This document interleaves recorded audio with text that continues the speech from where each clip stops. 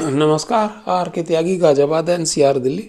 ओम सच्ची जनवानी चैनल पर आपका स्वागत है। प्लीज़ चैनल को सब्सक्राइब करेंगे, एक ही सेकंड खर्च होगा, हमारी मदद होगी।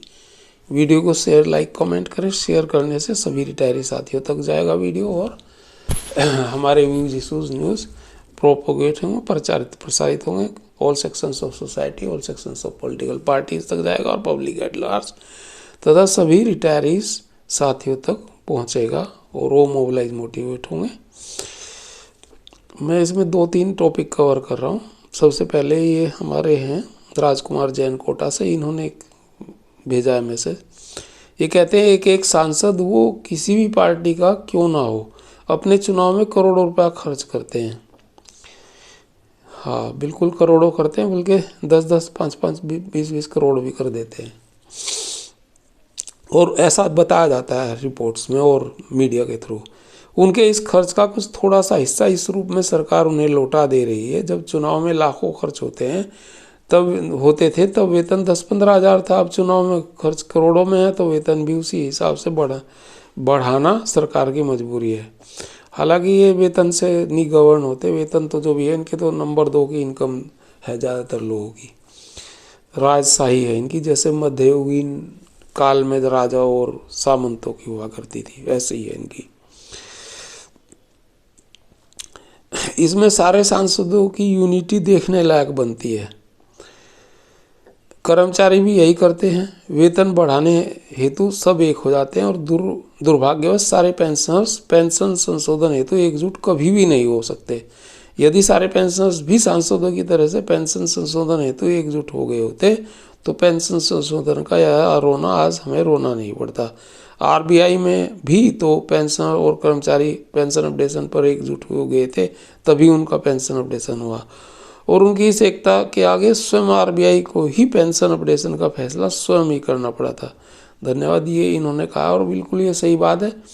पेंशन, हमारे पेंशनर्स में क्या है, 100 तो यूनियन बना रखी है, 100-125, और आपस में लड़ते रहते हैं। और एक्टिविस्ट भी जितने हैं वो भी आपस में किसी न किसी इशू को लेकर विवाद में रहते हैं। कोई 2012 नवंबर 12 से पहले वाले कुछ दूसरा राग लापते हैं, नवंबर 12 के बाद वाले दूसरा राग लापते हैं। और वो कहते हैं हमारा होना चाहिए, वो कहते हैं सबका होना चाहिए। तो किसी का भी नहीं हो रहा। और बैंक पेंशनर्स में भी विभेद है और वैसे भी ईगो की प्रॉब्लम है, अलग अलग यूनियन बनाई बैठे हैं। जयंत शुक्ला जी का एक लेटर है, वो पढ़ देता हूँ आपको। ये अलग है। सभी वर्किंग और रिटायर्ड बैंक कर्मियों के लिए, वर्किंग के लिए भी, वर्किंग ट्रेड यूनियनों का विनाशकारी समय। पता चला है कि जमूरों की पंचायत बुलाई गई है और महत्वपूर्ण मुद्दा है कि किसी नए डमी मदारी को चुनने का है। मतलब ये कन्वीनर को कह रहे हैं यूएफबीयू के। असली मदारी तो परमानेंट है, वो CHP को कह रहे हैं। यह तो ईश्वर का चुनाव है और उसे ईश्वर ही हटाता है। असली मदारी डमी मदारी के कंधों पर बंदूक रखकर शिकार करता है। अतः डमी मदारी नाम भर का होता है और सारा खेल असली मदारी करता है। जो इस हकीकत को जानते हैं वे डमी मदारी को बेपेंदी का लोटा और थाली का बैंगन, कैंचो और खाली डिब्बा जैसे तमाम उपनामों से संबोधित करते हैं। डमी मदारी एक तरह से कठपुतली हैं। जैसे ही कठपुतलियों की डोर किसी सूत्रधार के हाथ में होती है, वैसे ही डमी मदारी की डोर भी पर्दे के पीछे से असली मदारी के हाथ में होती है। ये उन्होंने व्यंग्यात्मक भाषा का प्रयोग करा है और दुखी मन से उन्होंने ये सब इनको कहा है, जो हमारे यूएफबीयू के सर्वा हैं और कन्वीनर हैं डमी मदारी कहा है। इन्होंने व्यंग्यात्मक टिप्पणी की है, उनका ह्यूमर ऐसा ही है। बैठक में अवशेष मुद्दों जिन पर 180 दिन के भीतर बातचीत और सहमति होनी थी के फॉलोअप पर विचार करने का विषय भी है। रिजोडल मुद्दों पर सहमति 8 मार्च 2024 को हुई थी और 180 दिन में बातचीत और तय होने की शर्त थी। बहरहाल 180 दिन तो 3/9/2024 को पूरा हो गया, लेकिन कभी किसी बैठक या बातचीत का संदेश भी नहीं गया और न उन मुद्दों को शामिल किया है। काफ़ी दिन हो गए जमूरे माया नगरी नहीं गए और न ही IBA की आवभगत का लुत्फ उठाया। जाहिर है कि जमूरों की माया नगरी जाने की लालसा अब, अतः माया नगरी जाने के लिए अवशेष मुद्दों का फॉलोअप एक बहाना चाहिए। अवशेष मुद्दों का फॉलोअप, लेकिन उसमें करते कुछ नहीं है, हमेशा 4-5 साल ऐसे ही निकाल देते हैं। पहले भी इतिहास इस बात का गवाह रहा है।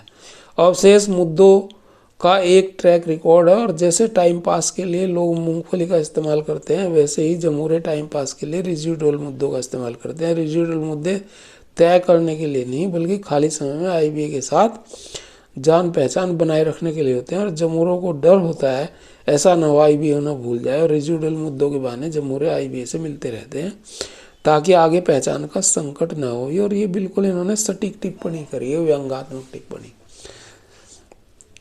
11/11/2020 को भी रेजिडुअल मुद्दों के संयुक्त नोट पर हस्ताक्षर हुए थे, और जिसमें पेंशन रिवीजन, 5 दिवसीय बैंकिंग जैसे मुद्दे डाल दिए गए थे। और इसके पहले 25 मई 2015 को भी एक रेजिडुअल मुद्दों के नोट पर हस्ताक्षर हुआ था, जिसमें घोषणा कर दी गई थी कि पेंशनर्स का बैंकों के साथ कोई अनुबंधात्मक संबंध ही नहीं है। उम्मीद करता हूँ सभी वर्किंग और रिटायर्ड को यह घोषणा याद होगी। और रेजिडुअल मुद्दों का ज्वाइंट नोट एक सिगोफा है। सिगोफ हुए क्रुक माइंडसेट की देन होते हैं और भ्रामक प्रचार और लोगों को बरगलाने के काम आते हैं। मसलन इन्होंने क्या क्या इसमें ऐसे रखते हैं ये चीज़ें। पेंशन अपडेशन पेड़ पर लटका आम नहीं है जिसे पत्थर मार कर गिरा लिया जाए। कौन कहता है आसमां में छेद नहीं होता, एक पत्थर तबीयत से उछालो यारो। ये सब व्यंग्यात्मक भाषा में इनको बात कही गई है यूएफबीयू के लीडर्स को। आगे कहते हैं वो रिवीजन के लिए बैंक तैयार नहीं है। स्वेच्छा से तो बैंकर्स वेज रिवीजन के लिए भी तैयार नहीं होते। बिना रोए माँ बच्चे को दूध नहीं पिलाती, ये जवाब दिया इन्होंने। पेंशन रिवीजन में बहुत पैसा लगेगा, पैसा नहीं है। इसका जवाब कह रहे हैं कभी लागत का आकलन हुआ ही नहीं तो कैसे पता कि कितना पैसा लगेगा। और मामला हक का है, दायित्व का है। हक पेंशनर्स का और दायित्व का बैंकों का है। Next, pension revision phase wise हो सकता है। लिखा तो आरबीआई लाइन है, उस पर क्यों नहीं होगा। बिना पेंशन रिवीजन के 10वें समझौते पर हस्ताक्षर नहीं करेंगे। 2013 बूढ़ी यूनियन। पेंशन रिवीजन में 8वें ज्वाइंट नोट पर हस्ताक्षर नहीं करेंगे। 2018 बेरीडी की यूनियन आईबोक को कह रहे हैं। नई दिल्ली में धरने में इन्होंने कहा था, लेकिन वो कुछ नहीं हुआ। वो ढाक के 3 पाथर रहे। उपरोक्त वे सुगफे हैं जो पिछले 10 वर्षों से रह कर छोड़े जाते रहे हैं और कुछ लोग इस जुमले के नाम से पुकारते हैं। लफाजियों की कोई सीमा नहीं होती। धूर्तता एक अलग कौशल है। मसलन बिना आकलन के यह कह देना कि पेंशन रिवीजन में बहुत पैसा लगेगा। बिना रिवीजन की मांग पर अड़े यह कह देना कि बैंक के पेंशन रिवीजन के लिए तैयार नहीं है। पेंशन रिवीजन का मामला सबजुडी से यह कहकर इसे दरकिनार कर देना और सबजुडीस होते हुए भी स्पेशल अलाउंस को 11वें और 12वें समझौते में बढ़ा देना। इन बातों में धूर्तता का परिष्कृत रूप सामने आता है। भाई कैसे बढ़ा रहे हो जब तुम सबजुडी से स्पेशल अलाउंस और सबजुडीस पेंशन और स्पेशल अलाउंस को वैसे कर नहीं रहे हो तुम उसे सबजुडीस के नाम पर और उसे बढ़ा दे रहे हो। जब सबजुडीस होते स्पेशल अलाउंस बढ़ सकता है तो सबजुडीस होते पेंशन रिवाइज क्यों नहीं हो सकती। हकीकत यह है कि जो आईबीए चाहेगा वह हो जाएगा और जो आईबीए नहीं चाहेगा वह नहीं होगा। और पिछले 25 वर्षों से जमहूरे वही करते आए हैं। और जो आईबीए कहता है 7वें वेतन द्विपक्षीय समझौते से आज तक ऐसे निर्णयों की एक लंबी फहरिस्त है। ऐसे निर्णयों से वर्किंग और रिटायर्ड बैंक कर्मियों का अरबों रुपया लूटा जा रहा है, लूट लिया गया है वास्तव में। और पैसा नहीं था तो वेतन संशोधन भी नहीं होना चाहिए था। बैंक के घाटे में थी तो वेतन और आदि बैंकों के आय व्यय का हिस्सा होता है। पेंशन तो पेंशन फंड से जाती है। वेतन रिवीजन हमेशा नया अनुबंध होता है। पैसा नहीं था तो नया अनुबंध टाला जा सकता था क्योंकि बैंकों के पास वाकई में पैसा नहीं था। इमरजेंसी में समझौता नहीं हुआ तो 11 नवंबर 2020 को 11वां समझौता नहीं किया जाना चाहिए था। और लेकिन जो शाश्वत अनुबंध है अर्थात जो समझौता पेंशन रिवीजन का है आईडी एक्ट के तहत कानूनन बाध्यकारी, उससे पैसा नहीं है कहकर यह कैसे लागू नहीं किया जा सकता है। पेंशन रिवीजन कोई नई मांग नहीं है। Pension revision pension agreement regulations में सन्निहित अधिकार है। सन्निहित अधिकार है वह तो हर साल में देना बाध्यकारी है। क्या पैसे के नाम पर डीए रोका जा सकता है? क्या बैंक कर्मियों की सालाना वेतन वृद्धियां पैसे के नाम पर रोकी जा सकती हैं? क्या पैसे के नाम पर कॉम्यूटेशन बंद किया जा सकता है?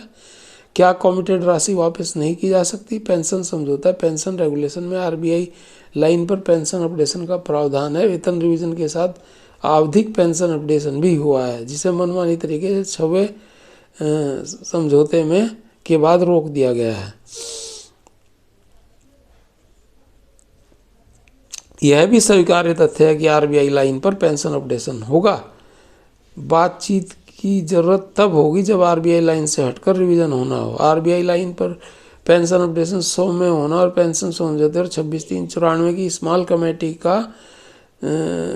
कमेटी की स्वीकार्य स्थिति है। RBI pension scheme bank pension scheme की आधारशिला है और 10/11/1997 के समझौते के उभय पक्षों की स्वीकार्य स्थिति, जिसे सरकार स्वीकार करते पेंशन रेगुलेशन के क्लॉज 22.4b को रद्द करने की स्वीकृति दी है।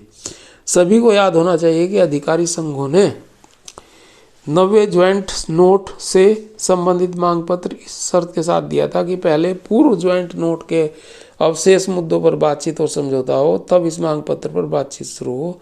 इतना ही नहीं, अवशेष मुद्दों को लेकर हड़ताल की नोटिस भी जारी हुई थी और जिस पर केंद्रीय शर्मायुक्त के समक्ष समझौता कार्रवाई में तय हुआ था और 5 दिवसीय बैंकिंग और पेंशन रिवीजन पर बातचीत और समझौता होगा।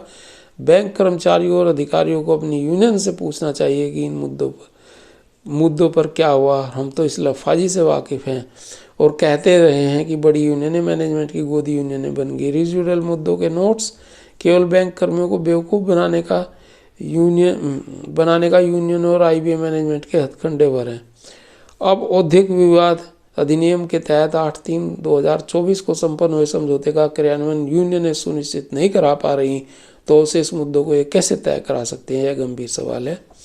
8/3/2024 के द्विपक्षीय समझौते के क्लॉज 36 में पेंशन के 11/2022 से एक्सग्रेशिया राशि के भुगतान का प्रावधान है। इसी क्लॉज में यह भी प्रावधान है कि एक्सग्रेशिया राशि अप्रैल 2024 तथा इसके बाद हर वर्ष रिव्यू होगी और मैनेजमेंट आईबीए ने अप्रैल 2024 में होने वाला एक्सग्रेशिया राशि रिव्यू आज तक नहीं किया। जमहूरों की बैठक के विचारणीय मुद्दों की सूची में एक्सग्रेशिया राशि रिव्यू का कोई जिक्र नहीं है। जमहूरे आईबीए के साथ मिलकर एक्सग्रेशिया राशि के रिव्यू को निगल लेना चाहते हैं। जमहूरों की नीति में खोट है। स्पष्ट है कि जमहूरे अपने इस समझौते के लागू करने में आईबीए के आनाकानी में तहे दिल से शामिल हैं।